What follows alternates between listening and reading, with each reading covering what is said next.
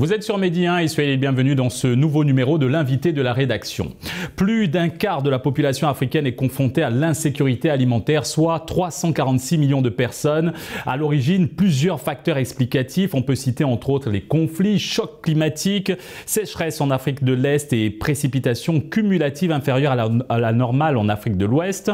Augmentation spectaculaire du nombre de personnes déplacées et flambée des prix des denrées alimentaires et du carburant, bien sûr, ce qui a davantage contribué à créer des besoins considérables. À cela s'ajoutent des difficultés de plus en plus croissantes pour les organisations gouvernementales et non gouvernementales d'accéder aux populations civiles dans le besoin. Quels sont les défis et enjeux liés à la problématique de la crise alimentaire en Afrique? Pour aborder cette thématique importante, nous avons l'immense honneur de recevoir sur notre plateau Madame Valentina Bernasconi, chef de la délégation régionale du Comité international de la Croix-Rouge CICR à Dakar. C'est un plaisir de vous recevoir sur ce plateau. Plaisir partagé, merci. Madame Bernasconi, d'abord, quelles sont les principales causes de l'accentuation de la crise alimentaire sur notre continent? Alors sûrement les conflits. Les conflits restent le facteur principal de cette crise alimentaire sur le continent africain. Il y a environ une trentaine de conflits actifs qui touchent des populations qui sont forcées de se déplacer, souvent dans des conditions aussi climatiques difficiles, parce que les conflits malheureusement sont souvent combinés en Afrique à ce qu'on appelle des chocs climatiques. Voilà, c'est une vulnérabilité qui est accrue à cause des conflits. Comment se présente la crise alimentaire en Afrique et particulièrement dans la région du Sahel? Alors, comme vous l'avez bien mentionné, aujourd'hui en Afrique, on compte environ 346 millions de personnes en ce qu'on définit comme insécurité alimentaire. Particulièrement au Sahel, c'est préoccupant parce qu'on a vu que le taux de personnes en situation d'insécurité alimentaire a quadruplé depuis 2019. Donc c'est des chiffres assez importants dans un contexte comme celui sahélien où 80% de la population vit de l'agriculture. En cas de conflit, je ne vous apprends rien de nouveau, les gens ont des difficultés à accéder aux terres. Dans un contexte de crise, ce n'est pas seulement les terres, mais c'est aussi les marchés qui sont affectés. C'est l'impossibilité de bouger pour faciliter l'économie. Donc tout ça fait que ces populations, elles sont un peu enclavées et elles font face à une situation qui n'était pas connue jusqu'à présent. Concrètement, quels sont les facteurs qui alimentent cette crise? Comme j'ai dit tout à l'heure, les conflits, le fait aussi souvent que l'accès humanitaire est limité pour plusieurs raisons. Il y a aussi les catastrophes naturelles. Si on prend par exemple le cas du Nigeria, actuellement on a environ 637 000 hectares qui ne sont pas accessibles à cause des inondations. Les pluies, d'un côté, on a eu une saison de pluie assez bonne pour l'agriculture. De l'autre côté, elle a été très abondante dans des zones causant des inondations et le déplacement de personnes.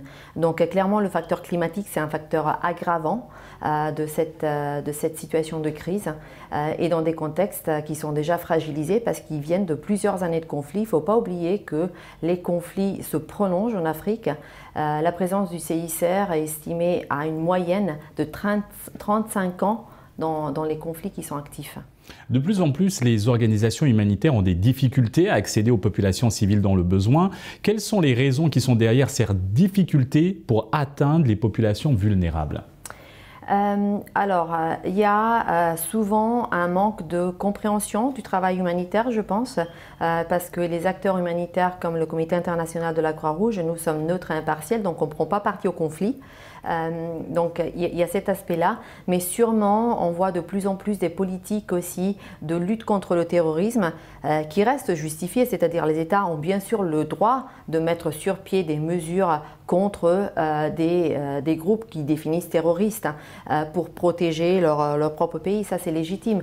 Néanmoins, il faut considérer que les États ont aussi le devoir de respecter le droit international humanitaire et par conséquent, quand ils mettent sur pied ces politiques, ils doivent intégrer des clauses humanitaires qui rendent l'aide humanitaire accessible dans ces zones qui ne sont pas forcément sous contrôle de l'État, mais où la population a besoin d'être soutenue, d'être aidée, d'avoir accès aux services de base. Madame Bernasconi, comment cette entrave aux acteurs humanitaires impacte le quotidien de ces populations? Alors, disons que ça dépend beaucoup du type de conflit et du contexte, mais dans le cadre, par exemple, de la crise alimentaire, pour donner un exemple un peu concret, au mois de juillet de cette année, de 2022, le CICR a distribué environ à 85 000 ménages dans le Sahel des semences, des outils et aussi des intrants agricoles. Ce qui fait que les populations sont plus résistantes. Les populations développent une résilience qui leur permet de faire face à la crise. Peut-on s'attendre à des actions pour faciliter l'accès alimentaire de la part du CICR, des autres organisations internationales ou même des gouvernements? Alors, il y a clairement un besoin de regrouper les efforts, si je peux dire ça comme ça. Il y a vraiment la nécessité dans cette crise qui est aiguë de ne pas seulement répondre à l'urgence, mais d'aller vers des solutions qui sont plus durables. Et pour cela, il est impératif d'avoir une collaboration entre les États, bien sûr, mais aussi par exemple le secteur privé, qui a souvent un know-how ou des idées innovantes pour justement développer des solutions qui sont à plus long terme. Selon vous et votre expertise, quel est le niveau de résilience des populations africaines face à cette situation? Ah ben là, je pense qu'on est au plus bas historique. Donc c'est pour ça qu'il est vraiment important de travailler sur l'accès humanitaire pour assurer déjà vraiment la réponse dans l'immédiat et pouvoir travailler sur la résilience parce qu'on n'a jamais vu une crise alimentaire de cette ampleur. Alors comment endiguer ce phénomène alarmant et quelles sont vos recommandations? Alors disons que les perspectives, elles ne sont pas forcément très roses et c'est aussi un peu difficile à prévoir l'évolution parce que dans le cas par exemple post-saison des pluies, ce que je mentionnais tout à l'heure, l'accès aux terres, voilà, on est en train un peu de l'évaluer. Donc je dirais c'est un peu difficile à prévoir en termes d'évolution des besoins. On a capté l'ampleur. C'est beaucoup, mais dans quelle direction ça va évoluer, ça on est en train de le peaufiner avec des évaluations qui sont en cours de notre côté dans ces pays en conflit au Sahel.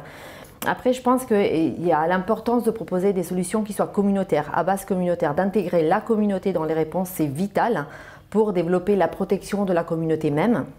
Et peut-être voilà, cette collaboration entre les États, le secteur privé, mais aussi un engagement des États à faire respecter le DIH, donc le droit international humanitaire, avec par exemple des sanctions qui sont prises avec des exemptions pour le travail humanitaire. Madame Bernasconi, quels sont les impacts de la crise alimentaire sur la santé et la nutrition? Alors, qui dit crise alimentaire dit aussi crise nutritionnelle, c'est un binôme.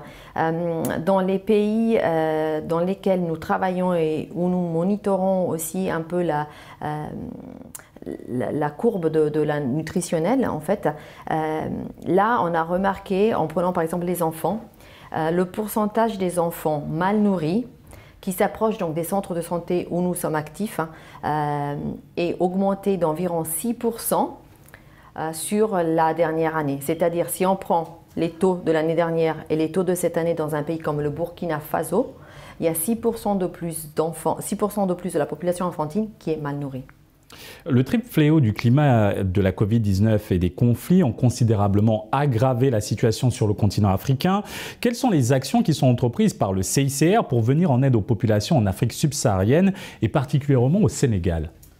Alors, en Afrique subsaharienne et au Sénégal aussi d'ailleurs, on travaille la main dans la main avec les Croix-Rouges locales ou le Croissant-Rouge local. C'est nos partenaires privilégiés, ils sont dans les communautés, ils connaissent les besoins de population et ils nous aident donc à avoir une réponse adaptée. Concrètement, on a une réponse qui est, je dirais, transversale parce qu'on travaille dans le domaine de, vous avez mentionné la santé, on travaille dans le domaine aussi de tout ce qui est au assainissement, la réponse économique, la résilience, en adaptant aussi notre réponse parce qu'on a fait beaucoup de partenariats, par exemple avec des associations locales, mais aussi avec d'autres acteurs du secteur privé au niveau international, dans des fondations par exemple, il y a du know-how. Donc on travaille beaucoup l'aspect du partenariat pour vraiment avoir des solutions qui sont les plus localisées possibles, mais les plus aussi pertinentes possibles. Ouais, je dirais c'est un peu ça. Quelles sont vos attentes par rapport à ces partenariats? Qui est plus d'engagement aussi financier.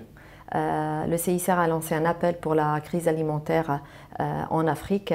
On s'attend à un bon financement, c'est une urgence. Et donc, oui, c'est important d'avoir des bonnes politiques, mais aussi d'avoir des bonnes politiques de finances. Merci Madame Valentina Bernasconi. Nous rappelons que vous êtes la chef de la délégation régionale du Comité international de la Croix-Rouge, CICR, à Dakar. Exactement. Et merci à vous d'avoir suivi cette émission. Très bonne suite des programmes sur Média.